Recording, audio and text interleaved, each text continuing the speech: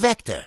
Now, I'm not so sure this character is committing crimes in both direction and magnitude, but he is a cool-looking spaceship that turns into a blue-faced deity. He's based off of the Transformers Cybertron character, and I think this figure does a good job bringing modern engineering to this ancient character. This figure is not a new mold, however. Despite this guy being very important in his respective show, he isn't respected enough to get his own toy, because this is a remold of Jaxus. The legs make it very obvious, but this ship mode is reminiscent to how the original toy looked.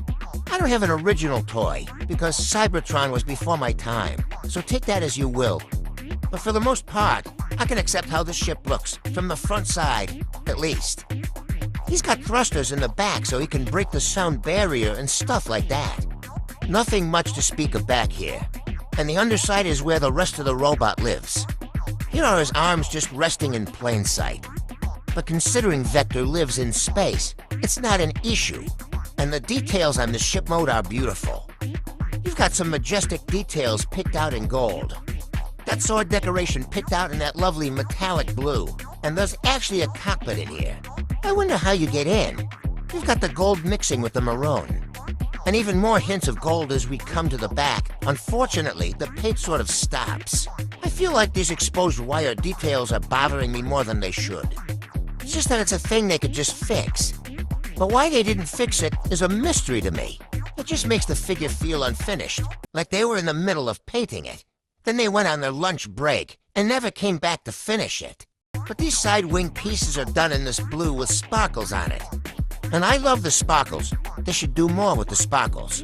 And the wonderful thing about these sparkle wings is that they can move. They can move up or down depending on your preferences. Now let's talk about his super cool accessories.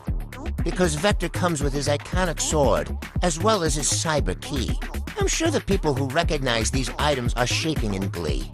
This sword is also done in the blue sparkle material. The cyber key is also done in that material, which is a material I hope is used more often. I'm sorry, I'm just glad to finally see something other than unpainted gray plastic. The sword can bend at a 90-degree angle for some reason. But with that out of the way, let's see Vector in his robot mode.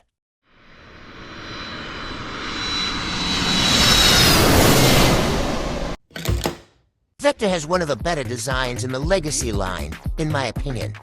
He has very nice articulation, and there's definitely more color spread out through the toy. His face is blue, which is accurate to the cartoon.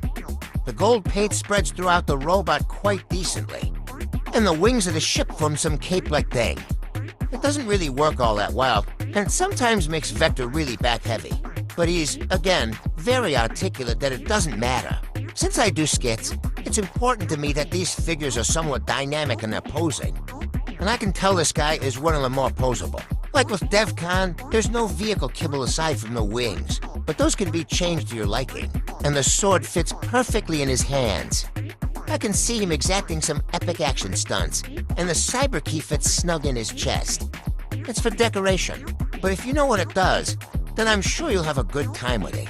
I purchased him on Amazon, since my retail stores suck at stocking. And I don't regret it. He's fun. Now for some comparisons.